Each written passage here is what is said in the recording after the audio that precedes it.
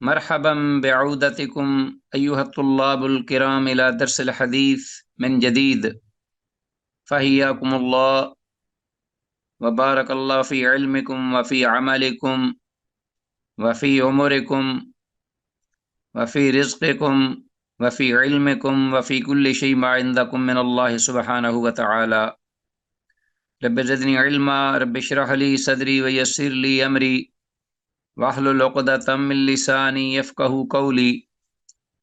رب يسر ولا تعسر وأتمم بالخير. رب سهل ويسر ولا تعسر علينا يا ميسر كل عسير. عزیز طلبہ، بحمد اللہ تعالی و بعونہ جل وعلا مشکات المصابیح کے سلسلہ دروس کا یہ ایپیسوڈ نمبر 11 جو آپ کے سامنے ہے، 11واں سبق انشاءاللہ حسب معمول آج کے درس کے حوالے سے جو بھی احادیث ہوں گی فوکس ترجمے پر ہوگا اور قابل وضاحت عبارات یا الفاظ کی وضاحت کریں گے اور ضرورت کے مطابق حدیث کی اسنادی حیثیت کی بھی نشاندہی کی جائے گی۔ وما توفیقنا الا باللہ۔ تو آتے ہیں آج کے اس پہلے سبق کے حوالے سے، دیکھتے ہیں پہلی حدیث اور اس کا جو عنوان ہے وہ کیا ہے ہمارے پاس۔ حدیث 52 7 ہلاک کر دینے والے بڑے جرائم۔ اور یہ وہ بڑے جرائم ہیں جو پری اسلامک پیریڈ بیفور اسلام بہت زیادہ متداول، یعنی جو اہل جاہلیت تھے وہ ان کے مرتکب تھے۔ اسلام نے اپنی رحمت سے آ کر ان گناہوں کو تدریجاً مٹایا الحمدللہ، اور اس کو مٹانے کے طریقے بھی بتلا دیے۔ تو آتے ہیں وہ دیکھتے ہیں کہ 7 ہلاک کرنے والی چیزیں یا جرائم کون سے ہیں۔ وعن ابی ہریرہ رضی اللہ تعالی عنہ قال قال رسول اللہ صلی اللہ علیہ وسلم۔ سیدنا ابی ہریرہ رضی اللہ تعالی عنہ سے روایت ہے، وہ کہتے ہیں کہ رسول اللہ صلی اللہ علیہ وسلم نے ارشاد فرمایا، اجتنبوا السبع الموبقات، بچو، اجتناب کرو، السبع الموبقات 7 یعنی 7 ہلاک کرنے والے گناہوں سے، جرائم سے، اعمال سے۔ قالو، صحابہ رضی اللہ عنہم نے کہا، یا رسول اللہ، اللہ کے رسول، وما ہننا، وہ کون سے ہیں 7 جرائم جو ہلاک کر دیتے ہیں؟ قال، آپ نے فرمایا، سب سے پہلے جیسا جنت میں جانے کے لیے یا نجات پانے کے لیے توحید ہے، اسی طرح ہلاکت کے لیے سب سے پہلا اور بڑا جرم اس اللہ کی زمین پر شرک ہے، اللہ کے ساتھ، الشرک باللہ،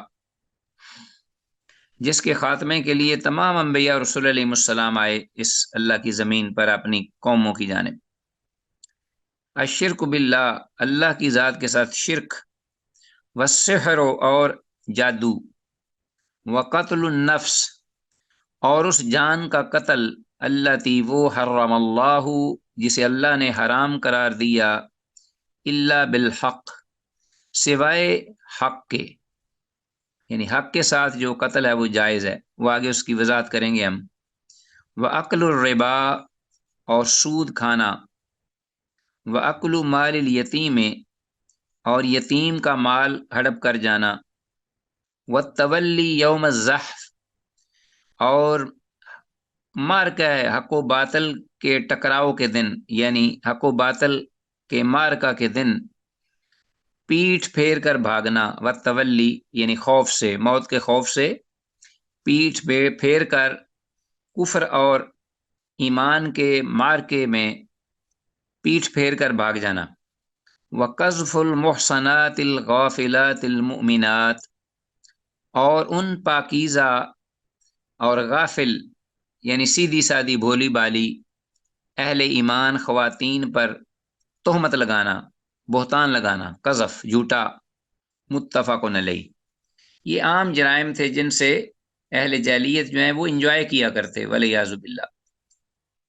عہد جاہلیت کے چند بڑے جرائم کا تذکرہ فوائد و مسائل میں۔ سب سے بڑھ کر اور سب سے زیادہ مہلک گناہ اللہ تعالیٰ کی ذات کے ساتھ شرک ہے۔ حق و باطل کے معرکہ میں پیٹھ پھیر کر بھاگنا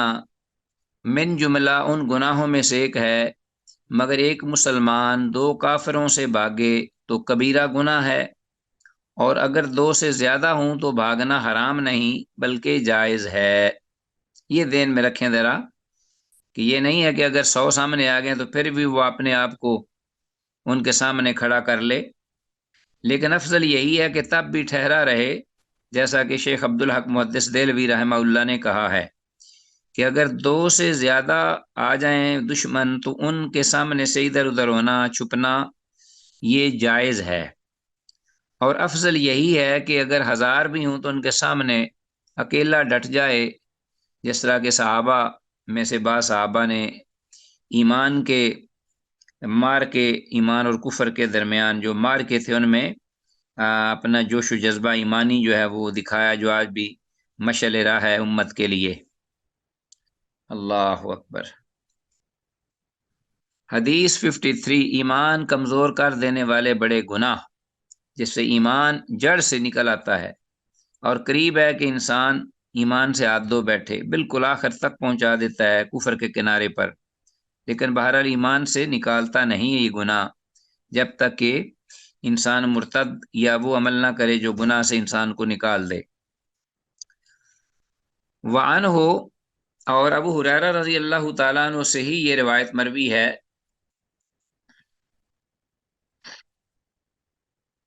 ہاں جی، قال کہتے ہیں قال رسول اللہ صلی اللہ علیہ وسلم، کہ رسول اللہ صلی اللہ علیہ وسلم نے ارشاد فرمایا، لا یزنی الزانی حین یزنی، لا یزنی الزانی حین یزنی، نہیں زنا کرتا زنا کرنے والا، حین یزنی جس وقت کہ وہ زنا کرتا ہے، وہو مؤمن اس حال میں کہ جب وہ کرتا ہے تو وہ مومن بھی ہو، ولا یسرق السارق، اور نہیں چوری کرتا چوری کرنے والا چور، حین یسرق جس وقت وہ چوری کرتا ہے یا کرے، وہو مؤمن اور وہ مومن بھی رہے، ولا یشرب الخمر، اور نہیں پیتا شراب، شرابی، حین یشرب جس وقت کہ وہ اس کو پیے، وہو مؤمن اس حال میں کہ وہ مومن بھی ہو، ولا ینتہب نہبتن، اور نہیں کوئی لوٹ مار مچاتا، کوئی لوٹ مار مچانے والا، کوئی ڈاکو یا لٹیرا، کہ یرفع الناس الیہ فیہا ابصارہم حین ینتہبھا، کہ لوگ اٹھائیں اپنی نگاہوں کو خوف سے اس کی جانب، اس لوٹ مار کے دوران، اس ڈکیتی یا واردات میں اپنی آنکھوں کو اٹھائیں اس کی طرف پتھرائی ہوئی، اور گھبراہٹ سے، خوف سے اس کی طرف دیکھیں، حین ینتہبھا جس وقت وہ لوٹ مار مچاتا ہے، وہو مومن اور وہ مومن بھی ہو، ولا یغل احدکم، اور نہیں کوئی، ہاں جی، یغل خیانت کرتا، خیانت کا مرتکب ہوتا تم میں سے کوئی ایک، احدکم حین یغل جس وقت کہ وہ خیانت کرتا ہے یا کرے، وہو مؤمن اور وہ مومن بھی ہو، فَإِيَّاكُمْ إِيَّاكُمْ تو تم بچو، ان اعمال سے تم بچو، دو بار آپ نے فرمایا، متفق علیہ، اس پر امام بخاری، امام مسلم نے اس کی صحت پر اتفاق کیا ہے۔ فوائد میں سے عزیز طلباء، ایک تو پہلا ہے زنا، چوری اور شراب پینا، اور اس میں ہر قسم کا نشہ بھی شامل ہے۔ شراب میں آج کل جو بھی صورتیں ہیں جس میں انسان کو نشہ آ جاتا ہے، وہ ساری شراب میں، شراب کے حکم میں ہے۔ وہ جرائم ہیں یہ سارے کہ جن پر شریعت طاہرہ میں حد قائم ہوتی ہے، زنا، چوری اور شراب۔ اسی طرح حدیث میں مذکورہ گناہوں کے ارتکاب کے وقت ایمان کی نفی سے مراد یہ ہے کہ وہ پورا مومن نہیں رہتا۔ یہ بھی ہے کہ فَهُوَ مُؤْمِنٌ فَهُوَ مُؤْمِنٌ وَهُوَ مُؤْمِنٌ، کہ اس حال میں وہ ایمان والا ہو، یہ بھی نہیں ممکن۔ تو یہ ایمان کا ختم ہو جانا، یہ نہیں کہ وہ مکمل کافر ہو جاتا ہے یا مرتد ہو جاتا ہے، اور وہ واجب القتل ہو جاتا ہے، نہیں، بلکہ وہ پورا مومن نہیں رہتا اور ایمان کے بالکل آخری کنارے پہ پہنچ جاتا ہے، جیسا کہ آگے بھی حدیث آئے گی۔ زیر مطالعہ حدیث جو ہم پڑھ رہے ہیں، یا اس مفہوم کی دیگر اشیاء سے خارجیوں اور معتزلہ، خوارج، خارجی کی جمع، خوارج اور معتزلہ یہ دلیل لیتے ہیں، یہ دو بڑے گمراہ فرقے تھے، انشاءاللہ پڑھیں گے آپ ان کے بارے میں آگے مزید مختلف اپنی کتابوں میں۔ خوارج اور معتزلہ یہ دلیل لیتے ہیں کہ بڑے گناہ کا مرتکب دائمی جہنمی ہے، مگر ان کا یہ خیال سراسر باطل اور کتاب و سنت کے صریح دلائل کے خلاف ہے۔ تو گناہ جتنا بھی بڑا ہو عزیز طلبہ، اصل ایمان باقی اس کا رہتا ہے جب تک کہ وہ ایسا عمل نہ کرے جو اس کو اسلام سے نکال دے اور وہ مرتد ہو جائے۔ بڑے سے بڑا گناہ اگر شرک نہیں تو وہ قابل معافی اللہ کی بارگاہ میں ہو سکتا ہے، حد کے ساتھ، استغفار کے ساتھ، جو آگے اس کی عقائد میں آپ تفصیل پڑھیں گے۔ آگے حدیث ہے 54، یہ سابقہ حدیث کی ایک قسم کی ایکسپلینیشن ہے، جو بڑے بڑے گناہوں کے ساتھ جب انسان کے ایمان کی نفی ہو جاتی ہے اس سے کیا مراد ہے۔ وفی روایت ابن عباس رضی اللہ تعالیٰ عنہما، عبداللہ ابن عباس رضی اللہ عنہما کی روایت میں یہ الفاظ ہیں، ولا یقتل، آگے یہ بھی الفاظ ذکر ہوئے ہیں، اور نہیں قتل کرتا، ہی نہ یقتل، یعنی کوئی قاتل جس وقت کہ وہ قتل کا عمل کرے، قتل کرے، وہ مومن، اور وہ مومن بھی ہو، تو قتل کے وقت بھی وہ ایمان اس سے نکل جاتا ہے۔ قال اکرمہ جو کہ حضرت عبداللہ ابن عباس رضی اللہ عنہما کے معروف شاگرد ہیں، وہ کہتے ہیں، قلت لابن عباس، کہ میں نے اپنے استاذ محترم عبداللہ بن عباس رضی اللہ عنہما سے یہ کہا، کیف ینزع الایمان منہ، کہ ایمان کس طرح، کس انداز، کیفیت سے اس سے نکلتا ہے جو وہ گناہ کرتا ہے، مثلا قاتل یا شراب پینے والا یا زناکار یا دوسرا چوری کرنے والا وغیرہ، کیسے ان سے ایمان اس سے نکلتا ہے۔ قالا، کہتے ہیں کہ ہاکذا، اس طرح، یعنی عبداللہ بن عباس رضی اللہ عنہما نے آگے سے جواب کیا دیا اپنے استاد، اپنے شاگرد اکرمہ کو، کہ ہاکذا، اس طرح، اور باقاعدہ ہاتھوں کو ملا کر، وشبک بین اصابعہ، دونوں ہاتھوں کی انگلیوں کو ایک دوسرے کے درمیان، ایک دوسرے میں داخل کیا، یعنی اسے تشبیہ کہتے ہیں، دونوں ہاتھوں کو ملایا، انگلیوں کو ایک دوسرے کے اندر ڈالا، اور اس کو تشبیہ کہتے ہیں۔ وشبک بین اصابعہ، اور انہوں نے باقاعدہ دکھا کر کہ اس طرح جیسا انگلیاں ایک دوسرے میں گھس جاتی ہیں، ثم اخرجا، پھر اس کو، ان انگلیوں کو ایک دوسرے ہاتھوں سے جدا کیا، نکال لیا، تو کہا کہ اس طرح وہ پہلے داخل ہوتا ہے پھر نکلتا ہے۔ قالا، پھر فرماتے ہیں کہ فَإِن تَابَ عَادَ إِلَيْهِ هَكَذَا، اور اگر وہ توبہ کر لے فوراً اس گناہ سے، سچی توبہ، جو کہ توبہ کی شروط ہیں وہ بھی پڑھیں گے آپ، ان گناہوں میں سے کسی گناہ کو کیا اور ایمان کمزور سے کمزور ہو گیا، نکل گیا اس سے، تو اگر وہ فوراً توبہ کر لے، عاد الیہ ہاکذا، تو وہ بھی عبداللہ بن عباس رضی اللہ عنہما نے ہاتھوں کو ملا کر پھر اور اس سے نکالا، اور کہا کس طرح وہ پھر واپس بھی آ جاتا ہے ایمان۔ وشبک بین اصابعہ، تو انہوں نے اپنی دونوں ہاتھوں کی انگلیوں کو کی تشبیک دی، ایک دوسرے کے درمیان، ایک دوسرے کے اندر اس کو داخل کیا۔ وقال ابو عبداللہ، ابو عبداللہ کہتے ہیں، مراد یہاں امام بخاری ہیں، محمد بن اسماعیل رحمہ اللہ، ان کی کنیہ ابو عبداللہ ہے۔ ابو عبداللہ کہتے ہیں، لا یکون ھذا مومنا تاما، مطلب یہ ہے کہ وہ پورا مومن نہیں ہوگا اس وقت، یہ جب گناہ کرے گا تو وہ پورا مومن نہیں ہوگا، ایمان اصل رہے گا لیکن پورا مومن نہیں ہوگا۔ ولا یکون لہ نور الایمان، اور نہ اس کے لیے ایمان کا نور باقی رہے گا، نور کی روشنی بھی ختم ہو جائے گی، بس بہت کمزور سا اللہ سا ایمان جو ہے وہ اس کے اندر ہوگا۔ ہذا لفظ البخاری، یہ الفاظ جو ہیں امام بخاری کے ہیں اپنی صحیح میں۔ فوائد کیا ہیں اس حدیث کے؟ نمبر 1، ایک، سیدنا عبداللہ بن عباس رضی اللہ عنہما، یہاں عنہما ہونا چاہیے، یہ بہتر ہے کہ دونوں،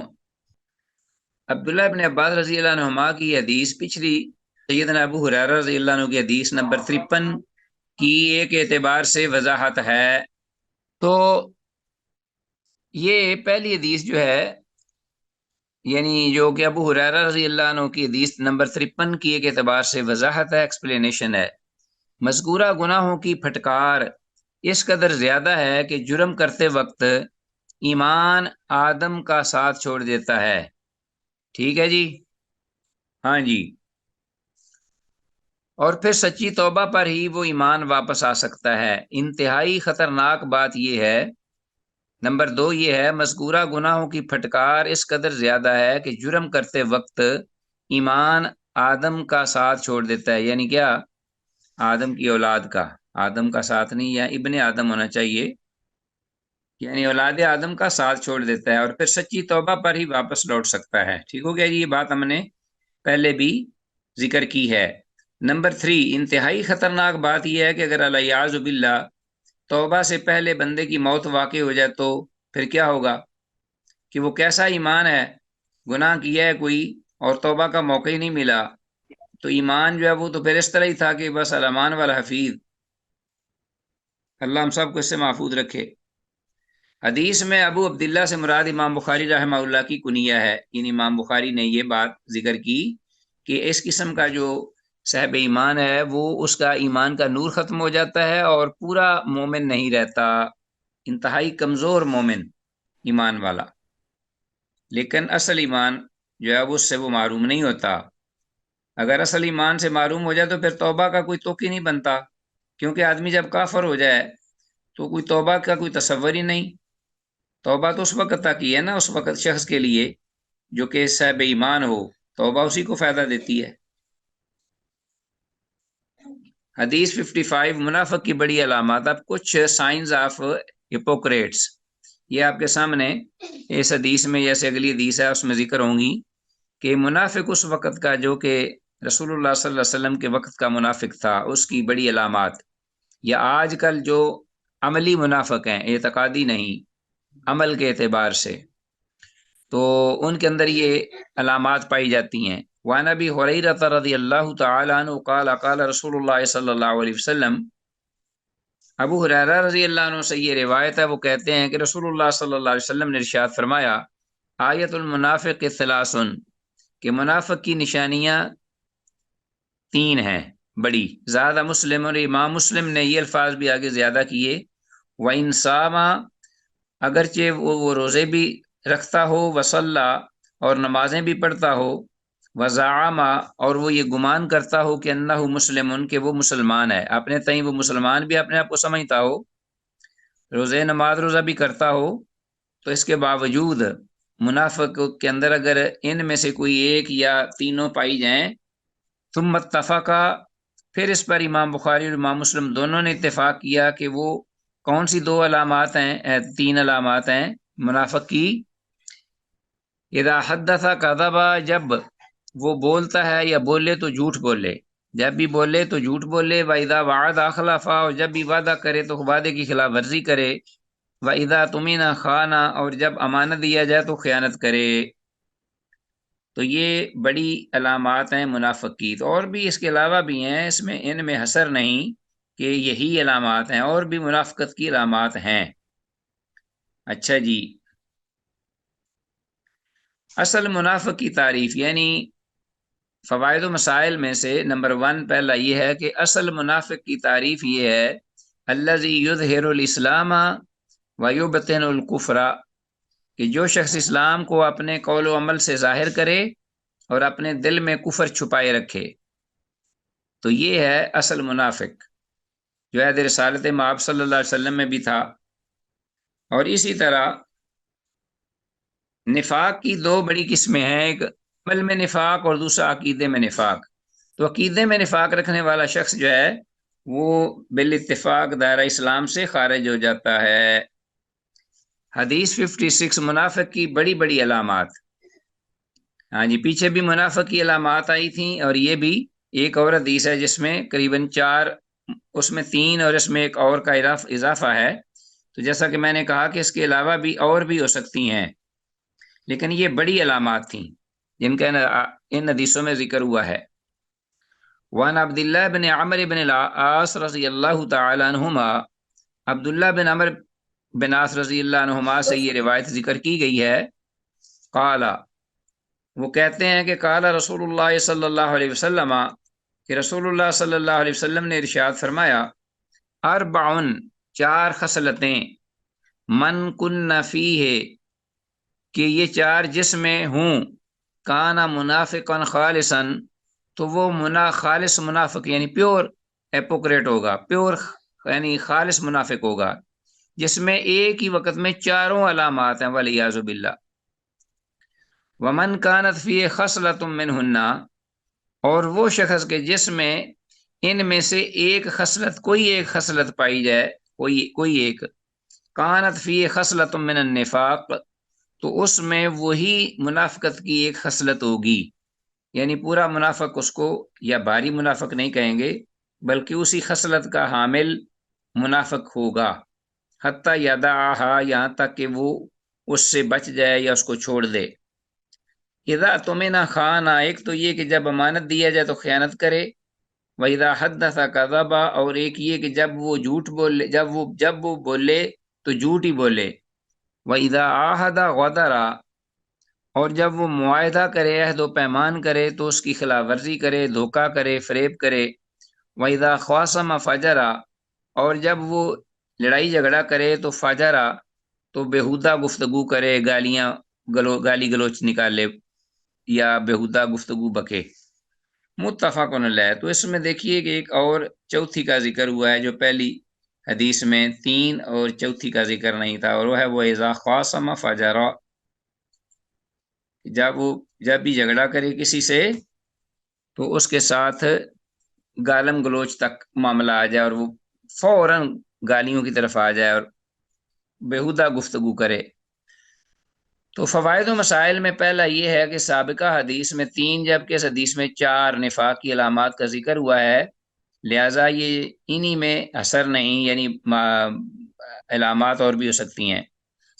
حدیث اعلیٰ میں بھی عملی نفاق کا ذکر ہی ہوا ہے، اعتقادی نہیں۔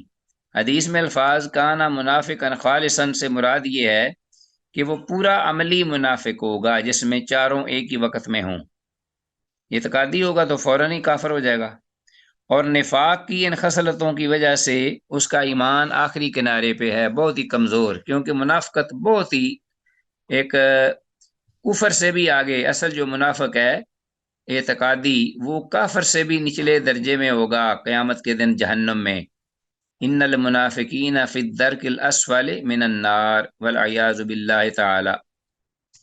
57 منافق کی مثال رسول اللہ صلی اللہ علیہ وسلم کی زبانی۔ وان ابن عمر رضی اللہ عنہما، عبداللہ ابن عمر رضی اللہ عنہما سے یہ روایت ہے، قال، وہ کہتے ہیں، قال رسول اللہ صلی اللہ علیہ وسلم، کہ رسول اللہ صلی اللہ علیہ وسلم نے ارشاد فرمایا، مثل المنافق، منافق کی مثال، کشات العائرات، اس متردد بکری کی طرح ہے، متردد بکری، عائرہ سے مراد یہ بھی لیا گیا ہے، بعض اہل علم نے لیا ہے کہ وہ بکری جو کہ اپنے نر کو، یعنی مادہ جو نر کے ساتھ اپنا جنسی تعلقات کے لیے کبھی ادھر پھر رہی ہے، کبھی ادھر پھر رہی ہے، کبھی ادھر بھاگتی ہے، کبھی ادھر بھاگتی ہے، تو اس بکری کی طرح ہے، کشات العائرہ، متردد بکری کر لیں اس کا معنی، اور یہ بھی کہ جو اپنے نر کو یعنی مخالف جنس کو جو چاہتی ہو اس سے ملنا، اس سے ملاپ کرنا۔ تو مثل المنافق کے اس منافق کی مثال کشات العاہرات، آہرہ بکری کی طرح ہے، بین الغنمین، دو ریوڑوں کے درمیان، بکریوں کے دو ریوڑوں کے درمیان، غنمین، تعیر الی ہذہ، کبھی وہ جاتی ہے اس طرف، مرتن، تعیر الی ہذہ مرتن،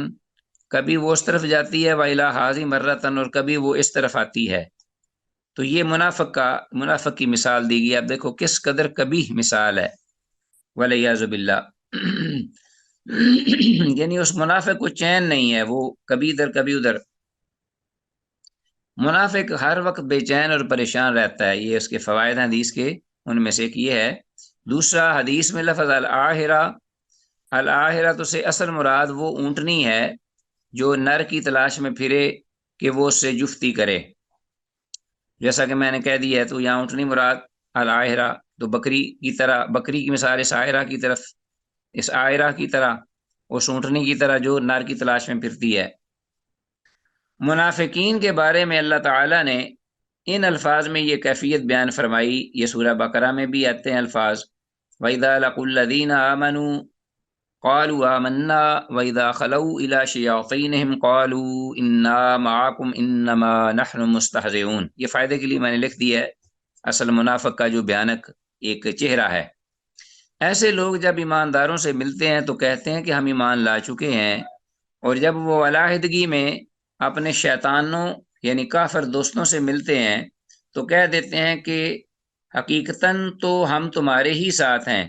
اور ہم ان ایمان والوں سے تو صرف مذاق کرتے رہے ہیں، یا مذاق کرتے ہیں جب ان کے ساتھ ہوتے ہیں، ولیعذ باللہ۔ تو یہ بدبخت دور فائدے لینے کے لیے یہ دونوں طرف اپنا منہ کالا کرتے ہیں، اور اندر ان کا جو ہوتا ہے وہ کالا ہوتا ہے، بیانک، سیاہ بیانک ہوتا ہے۔ نمبر حدیث 58، یہودی آپ صلی اللہ علیہ وسلم کا برحق پیغمبر ہونا جانتے ہیں، یہ میں نے اس کا عنوان دیا ہے۔ حدیث ہے ان صفوان ابن السال، صفوان بن السال سے یہ روایت ہے، ہاں جی، کہ قال یہودی لصاحبہ، کہ ایک یہودی نے اپنے دوست ساتھی سے یہ کہا، اذهب بنا الی ھذا النبی، کہ مجھے ہم اس نبی کی طرف چلیں، ہم اس نبی کی طرف چلیں، آئیں اس نبی کی طرف چلیں۔ وہ دونوں ساتھی تھے، دوست تھے، یہودی تھے۔ فقال له صاحبہ، تو اس کا ساتھی اسے کہنے لگا، اس نے جواب دیا، لا تقل نبی، اس کو نبی نہ کہہ کے پکار، انہ لو سمعک، اگر اس نے سن لیا تجھے کہ یہ مجھے نبی کہہ رہا ہے یہودی ہو کر، لکان لہ اربع اعین، تو اس کے لیے اس کی 4 آنکھیں ہیں۔ کیا مطلب کہ وہ بڑا خوش ہوگا یہ سن کر، یہ استعارہ ہے کہ وہ نبی جو ہے وہ بڑا تیز ہے، اس کا دماغ اور اس کی آنکھیں، وہ فوراً سن لے گا اور وہ بڑا خوش ہوگا کہ یہ دیکھو مجھے نبی کہہ رہے ہیں۔ نبی مانتے نہیں لیکن مجھے سمجھتے ہیں کہ یہ نبی ہے سچا، مانتے نہیں ہیں۔ فاتا یا رسول اللہ صلی اللہ علیہ وسلم، تو پھر اس پر وہ دونوں اسی طرح کی باتیں کرتے کرتے اللہ کے رسول صلی اللہ علیہ وسلم کے پاس آ گئے۔ فسألہ، تو دونوں نے آپ سے کچھ سوالات کیے، ان آیات بینات، ان کچھ واضح دلائل یا معجزات کے بارے میں، ان آیات بینات، اس سے مراد معجزے بھی ہو سکتے ہیں، کچھ اور دین کی جو حقیقت ہے یا سچائی اس کی کچھ اپنا اس کے بارے میں کچھ دلائل کے سلسلے میں بھی ان کے سوالات ہو سکتے ہیں۔ تو رسول اللہ صلی اللہ علیہ وسلم نے فرمایا ان کے اس سوال میں کہ لا تشرکو، تم اگر چاہتے ہو کہ میں آپ کو کچھ بتاؤں یا بیان کروں تو سب سے پہلے یہ ہے کہ یہ چند چیزیں ہیں، ان کو پلے باندھ لو اور ان کو سن لو۔ لا تشرکو باللہ، کہ تم اللہ کے ساتھ شیئن، کچھ بھی، یعنی مت شرک کرو، معمولی بھی شرک نہ کرو، یا کسی کو معمولی بھی اللہ کے ساتھ شریک نہ کرو۔ ولا تسرقو، اور نہ تم چوری کرو، ولا تزنو، اور نہ تم زنا کرو، ولا تقتلوا النفس التی، اور نہ تم قتل کرو اس جان کو، التی، وہ جان، حرم اللہ الا بالحق، جسے اللہ نے حرام قرار دیا ہے سوائے حق کے۔ تو مطلب یہ کہ ناحق کسی کو قتل نہ کرو۔ اچھا جی، ولا تمشو ببرین، اور نہ ہی کسی جو اپنا ہے معصوم آدمی، بے قصور آدمی، اس کو لے کر تم الی ذی سلطان، کسی بادشاہ کی طرف جاؤ اس کو لے کر ہیلے بانوں سے، لیقتلہ، کہ تو کہ وہ بادشاہ اس کو قتل کر دے، حالانکہ وہ بری ہو اور وہ بیچارہ معصوم ہو، جو کچھ آج کل ہو رہا ہے ہمارے ہاں، استغفر اللہ، چونکہ جنازہ نکالا جا چکا ہے اس کا انصاف کا ہماری عدالتوں میں اور ہمارے جو ادارے ہیں ان میں۔ ولا تسحروا، اور نہ تم جادو کرو، جادو کا کھیل نہ کھیلو، ایک دوسرے پر جادو کرنا۔ ولا تاکلوا الربا، اور نہ تم کھاؤ سود کو۔ ولا تقذفوا محسنا، یہ محسنہ تن ہے اصل میں، غلطی سے محسنہ تن۔ اور نہ تم قذف لگاؤ نیک اور پاکیزہ عورتوں پر، یعنی بہتان نہ لگاؤ جھوٹے۔ ولا تولوا للفرار، اور نہ تم منہ پھیر کر بھاگو، یعنی پیٹھ پھیر کر جسے کہتے ہیں بھاگنا، یا دم دبا کر جسے کہتے ہیں بھاگنا خوف سے۔ للفرار، فرار ہونے کی غرض سے، یوم الزحف، حق و باطل کے مارکے کے دن، کفر اور ایمان کے ٹکراؤ کے دن۔ وعلیکم خاصتاً الیہودا، اور تم پر اے یہودیوں خاص طور پر، اللہ کے نبی نے یہ انہیں باتیں بتائیں ان دونوں کو، یہودیوں کو، کہ خاص طور پر وعلیکم، تم پر لازم ہے، خاص طور پر ہے یہودیوں، اللہ تعتدوا فی السبت، کہ تم نہ کرو اپنا زیادتی فی السبت، ہفتے کے دن۔ قال، تو راوی کہتے ہیں صفوان بن اسال کہ جو بیان کر رہے ہیں حدیث کے، فقبلا یدیہ ورجلیہ، یہ سن کر دونوں یہودی جو ہیں، فقبلا، انہوں نے بوسہ دیا، یدیہ، اپنے آپ کے دونوں ہاتھوں کو، ورجلیہ، اور آپ کے دونوں پاؤں کو۔ وقالا، اور دونوں کہنے لگے، نشہدو، ہم گواہی دیتے ہیں، انک نبی، ان کے بے شک تو نبی ہے۔ قالا، تو آپ صلی اللہ علیہ وسلم نے جب یہ سنا تو فرمایا، فما یمنعکم ان تتبعونی، تم کو کون سی چیز روکتی ہے کہ تم میری اتباع کرو، یعنی مجھے مان لو سچا رسول اور مجھے فالو اپ کرو، مجھے فالو کرو۔ کون سی چیز تجھے روکتی ہے میری اتباع سے، اگر تم سمجھتے بھی ہو کہ میں سچا نبی ہوں؟ قالا، دونوں نے کہا، ان داود علیہ السلام دعا ربہ، کہ اصل حقیقت یہ ہے کہ اللہ کے نبی داود علیہ السلام نے اپنے رب سے یہ دعا کی تھی کہ اللہ یزال من ذریتہ نبی، کہ ہمیشہ جو نبی آنے والا ہے وہ انہی کی اولاد سے ہو۔ اللہ یزال من ذریتہ نبی، کہ داود علیہ السلام نے یہ دعا کی تھی کہ ہمیشہ جو نبی آئے گا آخر تک، وہ انبیاء کا سلسلہ وہ انہی کی اولاد میں سے ہو، یعنی داود علیہ السلام کی، مطلب یہ کہ یہودیوں میں سے ہو، بنی اسرائیل میں سے۔ تو چونکہ یہ جو ہے یہ بنو اسماعیل سے ہیں آخر الزمان نبی، اس لیے ہم اللہ کے نبی داود علیہ السلام کی دعا کو سامنے اور صحیح سمجھتے ہیں، اس لیے ہم آپ کی اتباع نہیں کرتے۔ وَإِنَّا نَخَافُ، اور پھر یہ کہ ہم ڈرتے بھی ہیں، ان تبعنا کا، اگر ہم نے تیری پیروی کی، ان یقتلنا الیہود، تو یہودی جو ہیں ہمارے دوسرے ہمارے لوگ یہودی، وہ ہمیں قتل کر دیں گے۔ رواہ ترمذی و ابو داود و النسائی، اسی امام ترمذی، امام ابو داود اور امام نسائی تینوں نے اپنی اپنی کتب حدیث میں روایت کیا ہے، لیکن اس حدیث کی فوائد و مسائل کے حوالے سے نمبر 1 یہ فائدہ ہے کہ اس حدیث کی سند ضعیف ہے، مگر زیادہ درست بات یہی معلوم ہوتی ہے کہ بعض اہل تحقیق نے یہ کہا ہے کہ اس کی اسناد ضعیف تو نہیں، حسن درجہ تک ہے۔ واللہ تعالی اعلی وعالم بالصواب۔ ہم اس کی صحت کا اور ضعف کا معاملہ اللہ کی جانب سونپتے ہیں۔ بہرحال اگر ضعف ہے تو وہ بھی اتنا زیادہ نہیں کہ اس کو ہم چھوڑ دیں، کیونکہ اختلاف ہے، بعضوں نے اس کو صحیح بھی کہا ہے۔ حدیث میں یعنی صحیح کے بجائے حسن کہا ہے اس کو۔ حدیث میں الفاظ سے آیات بینات، 9 واضح دلائل سے مراد وہ 9 احکامات ہیں جو آگے ذکر فرمائے اللہ کے رسول صلی اللہ علیہ وسلم نے ان کو، کہ شرک نہ کرو، اور پھر جو جتنے بھی جرائم ہیں وہ آپ نے ذکر فرمائے، وہ 9 بنتے ہیں۔ یا موسیٰ علیہ السلام کے وہ 9 معجزے ہیں جو قرآن حکیم میں موجود ہیں، وہ بھی مراد ہو سکتے ہیں،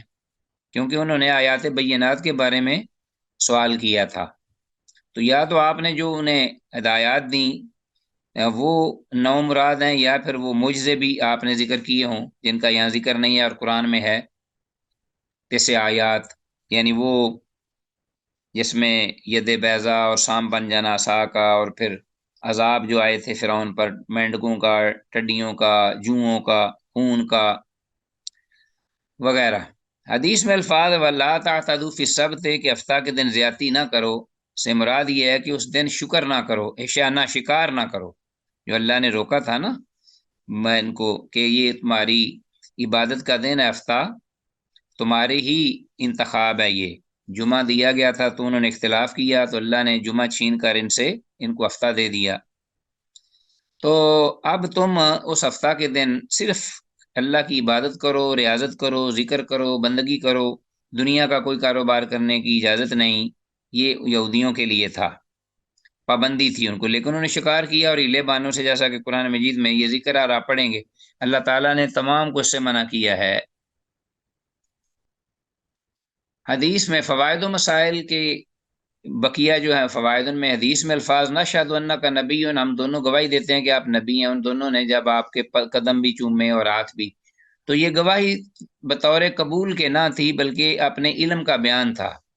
یہ گواہی ایسی نہیں تھی کہ نشہد انک نبی کہ ہم گواہی دیتے ہیں کہ آپ اللہ کے نبی ہیں اور ہم ایمان لے آئے، نہیں، صرف یہ خبر تھی کہ واقعی آپ سچے نبی ہیں، ہمیں معلوم ہے، ہم نبی ہیں، لیکن اس کے باوجود ہم ایمان نہیں لائیں گے کیونکہ وہ حضرت داود کی دعا ہے۔ انا و داود علیہ السلام دعا ربہ، کہ بے شک داود علیہ السلام نے اپنے رب سے دعا کی تھی، تو یہ بعض یہودیوں کا ایک افطرا تھا اللہ کے نبی پر، جبکہ انہوں نے تورات اور زبور میں خود پڑھا ہوا تھا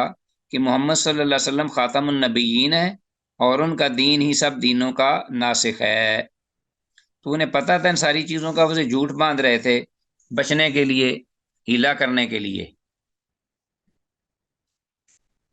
کہ اللہ کے نبی داؤد علیہ السلام نے دعا کی تھی۔ آگے آتے ہیں حدیث 59، تین امور جو ایمان کی جڑ ہیں، یعنی اصل ایمان، جن سے ایمان قائم رہتا ہے اور مضبوط رہتا ہے۔ وان انس بن مالک، انس بن مالک رضی اللہ عنہ سے یہ روایت ہے، قال قال رسول اللہ صلی اللہ علیہ وسلم، کہ وہ کہتے ہیں کہ اللہ کے رسول صلی اللہ علیہ وسلم نے ارشاد فرمایا، ثلاث من اصل الایمان، تین امور جو ہیں وہ ایمان، اصل ایمان میں سے ہیں، یعنی ایمان کی جڑ ہیں پختہ۔ ایک تو یہ ہے ان میں سے الکف امن قال لا الہ الا اللہ، رک جانا ہر اس شخص سے جو لا الہ الا اللہ کہہ دے زبان سے۔ ہاں جی، حدیث طلبہ ہم یہ حدیث پڑھ رہے تھے، حدیث نمبر 59، انس بن مالک رضی اللہ تعالیٰ عنہ سے یہ روایت ہے، قال وہ کہتے ہیں، قال رسول اللہ صلی اللہ علیہ وسلم، کہ اللہ کے رسول صلی اللہ علیہ وسلم نے ارشاد فرمایا، ثلاث من نسل الایمان، تین امور جو ہیں معاملات وہ ایمان کی اصل میں سے ہیں جس انسان ایمان مضبوط ہوتا ہے۔ ایک الکف، رک جانا، امن قال، ہر اس شخص سے جو یہ کہے لا الہ الا اللہ، کہ اللہ کے سوا کوئی عبادت کے لائق نہیں، اللہ کے سوا کوئی عبادت کے لائق نہیں، جو بھی کہے لا تکفر ہو، تو اس کو مت کافر قرار دے، تو مت اس کو کافر کہہ دے، بذنب، کسی بھی گناہ کی بدولت یا بدلے میں، ولا تخرجہ من الاسلام، اور نہ ہی تو اس کو اس دائرہ اسلام سے نکال دے، تو یہ جو ہے ٹھیک نہیں۔ لا تکفرہ بذنب، تو مت اس کو یعنی نہ اس کو کافر قرار دے، بذنب یعنی اس کے کسی بھی گناہ کی وجہ سے، جیسا کہ خارجی اور معتزلہ کہتے ہیں جو گناہ کرے گا وہ اسلام سے نکل جائے گا، بڑا گناہ جو بھی کرے گا فوراً وہ دائمی جہنمی ہے اور اسلام سے نکل، خارجی تو کہتے ہیں کہ وہ اسلام سے نکل آئے گا، اور معتزلہ کہتے ہیں کہ وہ اسلام اور کفر کے درمیان متعلق ہو جائے گا، نہ پورا مسلمان رہے گا اور نہ پورا کافر، لیکن جہنم میں جہنمی، دائمی جہنمی ہے۔ ایک تو یہ کہ لا تکفر ہو بذنب، اس کو کافر نہ قرار دے کسی بھی گناہ کی وجہ سے، کسی بھی شخص کو جو لا الہ الا اللہ کہہ دے، اس کو رک جا، ولا تخرجہ من الاسلام، اور نہ اس کو نکال دائرہ اسلام سے، بعمل، ان کسی بھی عمل کی وجہ سے، والجہاد مادن، اور جہاد جاری ہے، مذ بعثنی اللہ، جب سے اللہ نے مجھے بھیجا ہے، الی ان یقاتل آخر هذه الامہ، اس وقت تک اس امت کا آخری جو ہے فرد وہ لڑائی کرے گا، قتال کرے گا، الدجال، دجال سے، جھوٹے دجال سے، یعنی قیامت تک جہاد جاری ہے۔ لا یبطلہ جور و جائر، نہ اس کو کوئی روک سکے گا کسی ظالم کا ظلم اس مجاہد کو جہاد کرنے سے، ولا عدل عادل، اور نہ کوئی انصاف کرنے والے کا عادل کا عدل، بل ایمان بالاقدار، اور تیسرا جو ہے تیسرا اصل اسی ایمان کی اصل جو ہے وہ ہے الایمان بالاقدار، اللہ کے قضاء و قدر پر ایمان لانا، ایمان رکھنا۔ یہ اس کی سند میں ایک راوی مجہول ہونے کی وجہ سے یہ حدیث ضعیف ہے۔ حدیث کے الفاظ اصل الایمان، ایمان کی جڑ ہونے کا مطلب یہ ہے کہ اگر یہ تین چیزیں نہ ہوں تو ایمان کی بنیاد گر پڑے۔ خارجیوں کا رد ہے اس حدیث میں، کہتے ہیں کہ گناہ کرنے سے مومن کافر ہو جاتا ہے، اور معتزلہ کی بھی تردید ہے، جیسا کہ میں نے ذکر کیا ہے کہ جن کے نزدیک ایک مومن بڑے گناہ کی وجہ سے اسلام سے خارج ہو جاتا ہے، اور اسی طرح جہاد قیامت تک جاری و ساری ہے، لہذا ترک جہاد جائز نہیں۔ اچھا جی، وہ ایمان کا اعمال صالحہ سے گہرا تعلق ہے۔ ابو ہریرہ رضی اللہ عنہ سے یہ روایت ہے، قال قال رسول اللہ صلی اللہ علیہ وسلم، وہ کہتے ہیں کہ اللہ کے رسول صلی اللہ علیہ وسلم نے ارشاد فرمایا، اذا زن العبد، جب آدمی بندہ بدکاری کرتا ہے، زنا کرتا ہے، تو خرج من الایمان،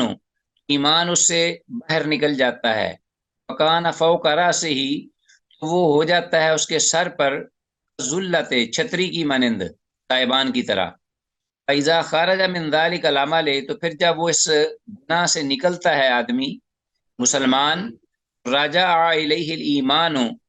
تو پھر ایمان اس کی طرف لوٹ آتا ہے۔ رواه ترمذی و ابو داود، امام ترمذی اور امام ابو داود نے اس کو روایت کیا ہے، اور حدیث ھذا میں گناہ کے وقت ایمان کے باہر نکلنے کی کیفیت کو